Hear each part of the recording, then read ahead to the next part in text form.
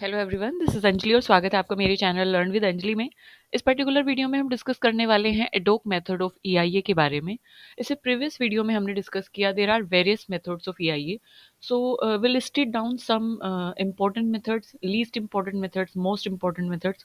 सो उनके बारे में हमने ब्रीफली डिस्कस किया कि क्या क्या कौन कौन से ईआईए मेथड्स हैं जिनके थ्रू जिन मेथड्स के थ्रू हम इन्वायरमेंट पे किसी भी प्रपोज्ड प्रोजेक्ट का क्या पॉसिबल इम्पैक्ट हो सकता है और क्या-क्या उसके सॉल्यूशंस हम सजेस्ट कर सकते हैं, उन मेथड्स के बारे में हमने डिस्कस किया। सो स्टार्ट करते हैं सबसे फर्स्ट मेथड के बारे में, that is ad hoc method. Ad hoc method it is like first method and also the simplest method of EIA. और जैसे कि यहाँ पे मेंशन भी किया है कि एडोक मेथड जो वो इजीएस्ट मेथड है, it is easiest to use but may not include all the impacts. So सारे इम्पैक्ट से कवर नहीं करता है, बट हाँ, this is the easiest method. So ad hoc method is एक क्वालिटेटिव स्ट्रेट फॉरवर्ड अप्रोच है environmental impact assessment के toward. और ये रिलाई करता है सब्जेक्टिव जजमेंट पे एक्सपर्ट के। And it does not allow या it does not follow a rigid framework. So easiest है, सारे इम्पैक्ट को ये कवर नहीं करता है, तो इसीलिए एक रिजिड फ्रेमवर्क भी फॉलो नहीं करता है और कोई डिटेल्ड मेथडोलॉजी इसमें नहीं होती है। सो इसीलिए एक इजी मेथड है। सो जैसे यहाँ पे मेंशन भी किया गया है कि ये सारे इम्पैक्ट तो कवर नहीं करता है और ये मिनिमल गाइडेंस प्रोवाइड करता है टोटल इम्पैक्ट असेसमेंट की।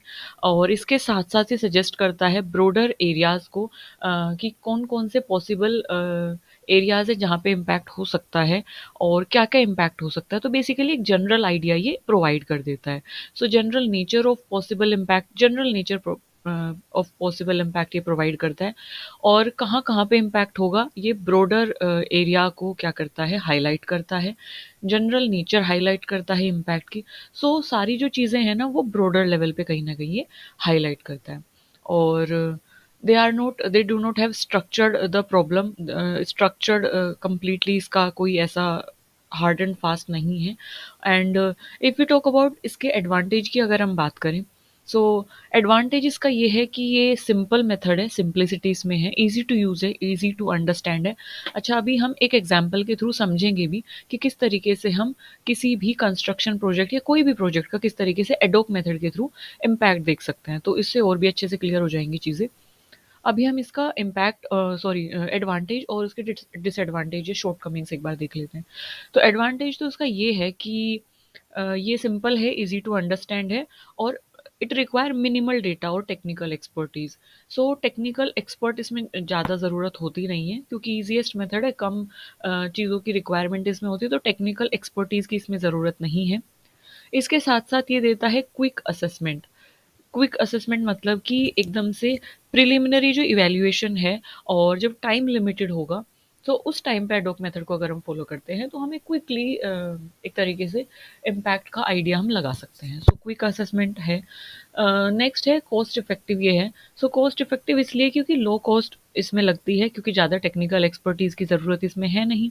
और compare to other methods it require extensive data for analysis, so yes it require less expertise। Flexibility ये प्रोवाइड करता है। सो ये एडेप्टेबल है बहुत सारे प्रोजेक्ट के लिए, बहुत सारे सिनेरियोज़ के लिए। सो इसलिए फ्लेक्सिबिलिटी भी प्रोवाइड करता है कि ऐसा नहीं है कि ये जो मेथड है वो पर्टिकुलर किसी एक तरीके के प्रोजेक्ट पे अप्लाई होगा या कंस्ट्रक्शन प्रोजेक्ट पे ही अप्लाई होगा या फिर यू कैन से इंफ्रास्ट्रक्चर पे अप्लाई होगा या इंडस्ट्रियल प्रोजेक्ट पे, ऐसा नहीं है। सो बहुत सारे प्रोजेक्ट पे इस मेथड को इम्प्लाई करके हम इम्पैक्ट को पता कर सकते हैं, तो ये फ्लेक्सिबिलिटी ये प्रोवाइड करता है। और इसके साथ साथ it it gives applicable in data scarce areas. So ऐसे एरियाज जहाँ पे डेटा की कमी है, डेटा स्केयर एरियाज जो हैं, it can be used in those region. और जहाँ पे मतलब बेसिकली जिन एरियाज में जो बेसलाइन डेटा है वो लिमिटेड है। सो जहाँ पे बेसलाइन डेटा लिमिटेड है या रिसोर्सेज जहाँ पे लिमिटेड है, उन एरियाज में भी ये एप्लीकेबल है और वहाँ से भी हम डेटा को क्या कर सकते हैं, फाइंड आउट कर सकते हैं यूजिंग दिस मेथड। सो तो ये तो हुए इसके you can say advantages. But if you talk about disadvantages या if you talk about shortcomings, so limitations, so what are the limitations of this particular you can say method? So that is कि ये subjectivity provide नहीं करता है। Basically ये जो है it heavily realise on expert opinions, और जहाँ पे एक्सपर्ट ओपिनियन और मेनली उन पे रिलाई करता है, तो वहाँ पे पर्सनल बायस कहीं न कहीं आ सकती है कि कोई मतलब समटाइम्स इट्स लाइक कि किसी के कुछ पर्टिकुलर व्यू पॉइंट है, तो अपने व्यू पॉइंट के अकॉर्डिंग वो इम्पैक्ट को एक तरीके से डिफाइन कर रहा है, तो पर्सनल बायसनेस इसमें कहीं ना कहीं आ सकती है। सेकंड है, एक्यूरेसी इसमें लिमिटेड होती है। एक्यूरेसी इसलिए लिमिटेड है क्योंकि इसमें डिटेल्ड क्वांटिटेटिव एनालिसिस नहीं हो रहा है। जैसे हमने ऊपर भी बताया कि यहाँ पे एक जनरल नेचर बताई गई है कि पॉसिबल इम्पैक्ट जो भी होगा जनरल नेचर उसकी बताई गई है, डिटेल में उसको एक्सप्लेन नहीं किया कि किस तरीके का इम्पैक्ट होगा, या एक ब्रॉडर एरियाज पे ये पॉसिबल इम्पैक्ट जो होंगे ब्रॉडर एरियाज पे ये मेंशन कर रहा है। तो कहीं ना कहीं एक्यूरेसी जो है वो उतनी नहीं आ पाती है क्योंकि डिटेल्ड नहीं है चीज़ें। सो प्रिसीजन का रिडक्शन वहाँ पे हो जाता है, प्रिसाइज नहीं हो पाती हैं चीज़ें। सो यस, लिमिटेड एक्यूरेसी है। और इसके साथ साथ जो है लेस क्रेडिबिलिटी है, कि विश्वसनीयता नहीं है, मतलब विश्वसनीय ये नहीं है।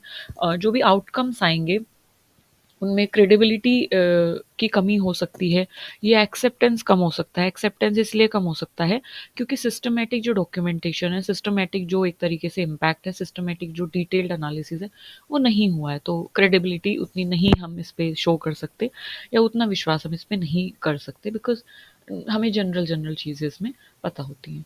सो I hope I am able to make you understand ad hoc method क्या है। If I summarise this thing, so I can say कि एडोक मेथड जो है वो मोस्ट यूजफुल मेथड तो है, रैपिड है, बहुत फास्टली आप इसे यूज़ करके डेटा एनालिसिस कर सकते हैं। इनिशियल असेसमेंट इसमें होगा, और जहाँ पे टाइम और रिसोर्सेज जो है वो कंस्ट्रेंट है, मतलब टाइम उतना नहीं है हमारे पास, रिसोर्सेज भी लिमिटेड है। सो जल्दी हमें चीज़ें करनी है, जल्दी हमें एक तरीके से डेटा को एनालिसिस करना है, डेटा कलेक्ट करना है। सो यस, वहाँ पे हम इसको यूज़ कर सकते हैं जब टाइम लिमिटेड है, सो हम इसको यहाँ पे यूज़ कर सकते हैं। सो उन सब के लिए ये एडोक मेथड यूज़ किया जाता है। अच्छा, एक एग्जांपल के थ्रू हम इसको समझ लेते हैं ताकि हमें चीज़ें और अच्छे से क्लियर हो जाएँ। यहाँ पे आपको एक टेबल दी गई है। अब एग्जाम्पल के तौर पे हम मान के चलते हैं कि example of impact of A construction project near forested area. अब सपोज करो हमें ना एक कोई भी कंस्ट्रक्शन प्रोजेक्ट लगाना है। Construction project, you can say that कि कोई फैक्ट्री हमें सेटअप करनी है ना, कोई इंफ्रास्ट्रक्चर हमें सेटअप करना है, कहाँ पे, फॉरेस्ट एरिया के पास। तो फॉरेस्ट एरिया के पास या फॉरेस्ट एरिया में अगर हमें कंस्ट्रक्शन प्रोजेक्ट को लगाना है, तो उसके लिए हमें वहाँ पे डिफॉरेस्टेशन करना होगा, है ना। सो क्या-क्या उस प्रोजेक्ट के इम्पैक्ट्स होंगे, ये हमें एडोक मेथड से एक तरीके से फाइंड आउट करना है, या डेटा हमें फाइंड आउट करना है एडोक मेथड से। तो किस तरीके से हम डेटा फाइंड आउट करेंगे, किस तरीके से हम टेबल प्रिपेयर करेंगे, और किस तरीके से एडोक मेथड से हम डेटा फाइंड आउट करते हैं। सो इस टेबल के थ्रू हम वही एक तरीके से पढ़ने वाले हैं। और yes, you can see in this table, एक तरफ हमने मेंशन किया है इन्वायरमेंटल एरियाज। मैं एक बार इसको, I hope this is visible to you. Now this is visible to you. Okay, so start करते हैं कि यहाँ पे एक एक जो टेबल है, it is categorised into basically दो पोर्शन में कैटेगराइज है। यहाँ पे मेंशन है इन्वायरमेंटल एरियाज, यानी कि वो कंपोनेंट्स जिन पे इफेक्ट पड़ने वाला है, इम्पैक्ट पड़ने वाला है उस प्रोजेक्ट के लगने से। कौन सा प्रोजेक्ट, कोई भी कंस्ट्रक्शन प्रोजेक्ट। तो जब कंस्ट्रक्शन प्रोजेक्ट लगेगा तो किन किन इन्वायरमेंटल एरिया पे इम्पैक्ट होगा। सो ये वो इन्वायरमेंटल एरिया है। फिर यहाँ पे है इन्वायरमेंटल इम्पैक्ट, कितना इम्पैक्ट होगा, समझ रहे हैं, कि किस लेवल का इम्पैक्ट होगा, इंटेंसिटी क्या होगी, वो इस लाइन में मेंशन है। So these are two lines. Okay, अगर मैं बात करूँ इन्वायरमेंटल एरिया की, तो आपको वो उसी तरीके से समझना है। देखिए, अब कंस्ट्रक्शन प्रोजेक्ट आप लगा रहे हो किसी फॉरेस्टेड एरिया में, सो पॉसिबल क्या क्या इन्वायरमेंटल एरिया हो सकते हैं जहाँ पे इम्पैक्ट पड़ेगा। सबसे फर्स्ट तो यही है कि फॉरेस्ट एरिया में जब आप कंस्ट्रक्शन प्रोजेक्ट लगाओगे तो वहाँ की जो वाइल्ड लाइफ है उस पर इम्पैक्ट होगा। Second thing, endangered species. अब वहाँ पे कुछ ऐसी स्पीसीज होंगी उस फॉरेस्ट एरिया में जो इंडेंजर्ड है, जो ऑलरेडी खतरे में है। सो उन पे बहुत ज़्यादा इम्पैक्ट होगा, क्योंकि जब कंस्ट्रक्शन प्रोजेक्ट यूज़ होगा ना, जब वो लगेगा तो वो इंडेंजर्ड स्पीसीज और भी ज़्यादा खतरे में आ सकती है और वो एक्सटिंक्ट हो सकती है। तो ये एक एरिया है which is more of concern. फिर नेचुरल वेजिटेशन, उस एरिया की जो वहाँ की इंडिजीनियस जो वहाँ की स्वदेशी जो एक तरीके से वेजिटेशन है उस पे। एक्सोटिक वेजिटेशन, कुछ कुछ ऐसी वेजिटेशन हो सकती है जो एक्सोटिक है, जो उस एरिया की नहीं है, बट येस वो यूजफुल एक्सोटिक है। ग्रेजिंग पे, ग्रेजिंग है, ग्रेडिंग नहीं है, ग्रेजिंग। ग्रेजिंग पे क्या इम्पैक्ट होगा? सोइल कैरेक्टरिस्टिक, क्योंकि कंस्ट्रक्शन प्रोजेक्ट यूज होगा, कंस्ट्रक्शन प्रोजेक्ट वहाँ पे लगेगा, तो फॉरेस्ट एरिया का जो सॉइल टेक्सचर है, सॉइल स्ट्रक्चर है, सॉइल टेक्सचर है, वो कहीं ना कहीं उसमें चेंज आएगा, तो सॉइल कैरेक्टरिस्टिक। फिर है नेचुरल ड्रेनेज, जो भी नेचुरल ड्रेनेज है उस एरिया का, जो भी यू कैन से वाटर शेड है, उस पर इम्पैक्ट होगा। ग्राउंड वाटर पे इम्पैक्ट होगा। नॉइज़, वहाँ की मतलब नॉइज़ लेवल चेंज होगा, क्योंकि पहले शांत एरिया था, अभी आप इंडस्ट्री सेटअप कर रहे हो, तो ऑब्वियसली कि वहाँ के जो नॉइज़ वाला जो इन्वायरमेंट है वो कहीं न कहीं चेंज होगा। Surface paving and you can say recreation. So recreation is what? Recreation is something कि जो recreation activity है, you can say कि मनोरंजन से related जो activity है, so that thing. If we talk about surface paving, तो surface paving की हम बात करें तो ये वो process है कि जैसे it is a process of constructing a durable smooth और वेदर रेजिस्टेंट सरफेस, तो बेसिकली दैट थिंग कि जब आप स्मूथ, ड्यूरेबल और वेदर रेजिस्टेंट सरफेस को एक तरीके से कंस्ट्रक्ट करते हो रोड वगैरह पे, तो अगर आप ऐसी कोई सरफेस जो है यू कैन से कि कंस्ट्रक्ट कर रहे हो, तो उसको सरफेस पेविंग बोला जाता है। सो इसमें क्या होता है कि जैसे ड्राई वेज हैं, साइड वॉक्स है, पार्किंग एरियाज हैं, सो हम उन पे क्या करते हैं, लेयरिंग करते हैं, जैसे एसफाल्ट की लेयरिंग कर दी, कंक्रीट की लेयरिंग कर दी, स्टोन्स की लेयरिंग कर दी, या किसी भी कंपोजिट मटेरियल की लेयरिंग हमने कर दी, ताकि एक स्टेबिलिटी प्रोवाइड हो, यूजेबिलिटी प्रोवाइड हो ट्रांसपोर्टेशन के लिए और पेडेस्ट्रन पर्पस के लिए, तो उसको सरफेस पेविंग बेसिकली बोला जाता है। एसफाल्ट की पेविंग होती है, कंक्रीट की पेविंग होती है, तो ये सब चीज़ें। इसके अलावा रिक्रिएशनल एक्टिविटी, एयर क्वालिटी पे इम्पैक्ट होगा, विजुअल डिसरप्शन होगा। विजुअल डिसरप्शन ऑब्वियसली कि पहले फॉरेस्ट थे, पहले ग्रीनरी थी, लेकिन जब आप कंस्ट्रक्शन करोगे तो कहीं ना कहीं डिफोरेस्टेशन होगा, तो विजुअल्स भी चेंज हो जाएंगे। विजुअल्स मतलब जो आंखों से आपको दिख रहा है, वो सीनिक या वो सीनरी जो है वो चेंज हो जाएगी। ओपन स्पेस कहीं ना कहीं इतना नहीं रहेगा, तो ओपन स्पेस पे भी इम्पैक्ट होगा, हेल्थ एंड सेफ्टी पे इम्पैक्ट होगा, इकोनॉमिक वैल्यूज़ पे इम्पैक्ट होगा, और पब्लिक फैसिलिटी जैसे कि स्कूल्स वगैरह, उन पे क्या इम्पैक्ट होगा, public services, conformity of regional plans. अच्छा, तो हमने क्या मेंशन किया है बेसिकली यहाँ पे, हमने पॉसिबल इन्वायरमेंटल एरियाज ले लिए हैं कि पॉसिबल इन्वायरमेंटल एरिया ये हैं जहाँ पे इम्पैक्ट कहीं पे ज़्यादा कहीं पे कम। फिर हम यहाँ पे लेते हैं इन्वायरमेंट कितना होगा, intensity of environment. So intensity of environment में हम देख लेते हैं, इसमें इसको कैटेगराइज किया है बेसिकली, यू कैन से पेयर्स में हम इसको याद करेंगे। पहला तो है नो इफेक्ट, कोई इफेक्ट नहीं होगा। कुछ ऐसे एरियाज होंगे जहाँ पे बिल्कुल भी इफेक्ट नहीं होगा, है ना। कुछ ऐसे एरियाज होंगे जहाँ पे पॉजिटिव इफेक्ट होगा, मतलब वो चीज़ यू कैन से कि यस पॉजिटिव इफेक्ट होगा, हाँ वो मतलब इट इज़ ओके में जा रही है वो, यानी कि कंस्ट्रक्शन प्रोजेक्ट जब वहाँ पे लगेगा, तो कहीं न कहीं उसका फ़ायदा होगा, तो that is positive effect. Negative effect कि हाँ, जब कंस्ट्रक्शन प्रोजेक्ट लगेगा वहाँ पे, तो वो नेगेटिव में जाएगी, यानी कि उसका लॉस होगा, तो negative impact. Then if you talk about third thing beneficial, कि उसको बेनिफिट होगा, या फिर एडवर्स एडवर्स इम्पैक्ट होगा, मतलब वो बुरे तरीके से अफेक्ट होगी। प्रॉब्लमैटिक होगा, प्रॉब्लमैटिक मतलब कहीं न कहीं ऐसा इम्पैक्ट होगा कि जो प्रॉब्लम क्रिएट करने वाला है, बट हाँ इतना भी वर्स्ट में नहीं जाएंगी चीज़ें, इतना भी बुरी नहीं होंगी चीज़ें। So that is short term, मतलब इम्पैक्ट तो होगा बट रिवर्सेबल होगा, मतलब कुछ टाइम बाद वो वापस से रिजिलियंस कंडीशन होगी, तो वापस से बाउंस बैक कर जाएगा उसी स्टेट में, तो इतना लंबे समय तक वो इम्पैक्ट नहीं रहेगा। लॉन्ग टर्म जो लंबे समय तक रहेगा, चीज़ें बदल जाएंगी, और हो सकता है कि इरिवर्सिबल हो, मतलब इम्पैक्ट ऐसा हो कि वापस से वो जो नेचर है वो उस कंडीशन में आ ही ना सके।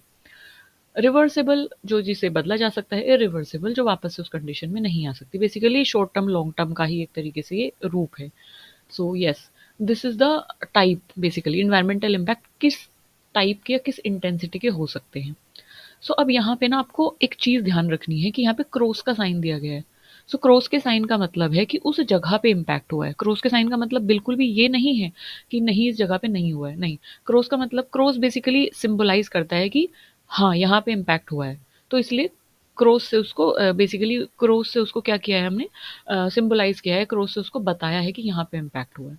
तो चलिए पढ़ लेते हैं। इन्वायरमेंटल इम्पैक्ट के ये एरियाज़ हैं, और ये इंटेंसिटी हैं, ठीक है। सो आइए हम देखते हैं कि वाइल्ड लाइफ पे क्या इम्पैक्ट होगा। वाइल्ड लाइफ पे जब कोई भी कंस्ट्रक्शन प्रोजेक्ट लगेगा तो कैसा इम्पैक्ट होगा? नो इफेक्ट नहीं, ऐसा तो नहीं होगा। पॉजिटिव पॉजिटिव भी कोई इफेक्ट नहीं होगा। तो यहाँ पे देखिए, यहाँ पे क्या दिया हुआ है, यहाँ पे क्रॉस दिया हुआ है। तो इस लाइन में आप देखेंगे, इस लाइन में जहाँ पे भी जो भी इम्पैक्ट होगा वहाँ पे क्रॉस लगा देंगे, ठीक। तो जिस भी एरिया में जिस तरीके का, जिस इंटेंसिटी का इम्पैक्ट होगा वहीं पे आपको क्रॉस लगा देना है। तो बेसिकली क्रॉस सिंबलाइज करता है कि हाँ, यहाँ पे इम्पैक्ट होगा। सो नेगेटिव इम्पैक्ट होगा वाइल्ड लाइफ पे। सो दिस इज व्हाट, क्रॉस लगा दिया हमने। फिर उसी तरीके से प्रॉब्लमेटिक होगा, यस क्रॉस। शॉर्ट टर्म होगा, yes cross. So short term होगा, मतलब शॉर्ट टर्म इसलिए बोला है कि वाइल्ड लाइफ कहीं ना कहीं लंबे समय तक प्रभावित नहीं होगी। क्यों? क्योंकि अगर वो रिप्रोड्यूस करते हैं और वैसी सब कंडीशंस होती हैं, सो वो बाउंस बैक कर सकते हैं वाइल्ड लाइफ कहीं ना कहीं अपनी नेचुरल नंबर में। So yes.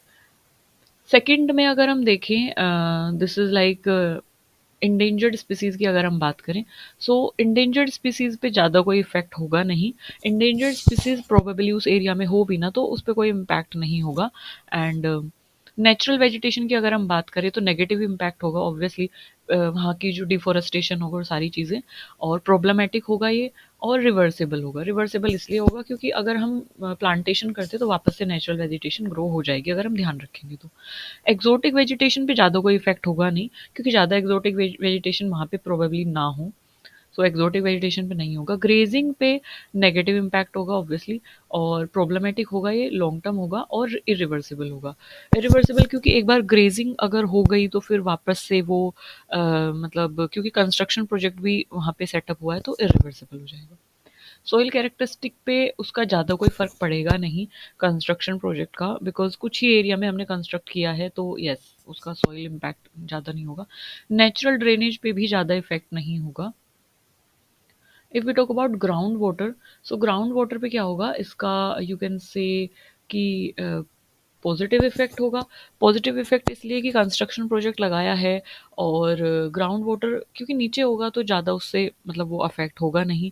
एंड बेनिफिशियल होगा कहीं ना कहीं, क्योंकि वो जो कंस्ट्रक्शन प्रोजेक्ट है उसमें कहीं ना कहीं वो इट कैन, अगर वो वाटर रिलेटेड इश्यूज को टैकल करता है तो yes it is beneficial for that ground water table की, वहाँ पे सीप डाउन होके जब ग्राउंड वाटर जाएगा तो वो फिल्टर होके जाएगा। बेनिफिशियल होगा। नॉइज़ की अगर हम बात करें तो यस नेगेटिव इम्पैक्ट होगा, क्योंकि कंस्ट्रक्शन प्रोजेक्ट से बहुत सारी नॉइज़ आएगी जब वो कंस्ट्रक्ट हो रहा होगा और उसके बाद भी। And yes it is short term, क्योंकि कुछ टाइम के लिए होगा जब तक वो कंस्ट्रक्ट हो रहा होगा। सरफेस पेविंग पर अगर देखा जाए तो प्रॉब्लमेटिक इम्पैक्ट होगा, और रिक्रिएशन एक्टिविटीज़ पे कोई इम्पैक्ट ज़्यादा नहीं होगा। मनोरंजन से इसका कोई लेना देना नहीं है। एयर क्वालिटी पे यस नेगेटिव इफेक्ट होगा, क्योंकि जब बहुत सारी मशीनरी यूज़ होंगी तो वहाँ से कंस्ट्रक्शन साइट पे मशीनरी यूज़ होंगी तो एयर क्वालिटी डिट्रोइट होगी। इसके साथ साथ जब वहाँ पे डिफॉरेस्टेशन होगा उसकी वजह से भी एयर क्वालिटी ख़राब होगी। और एडवर्स इम्पैक्ट होगा एयर क्वालिटी पे दोनों ही तरीके से, कंस्ट्रक्शन की वजह से भी और डिफॉरेस्टेशन की वजह से भी।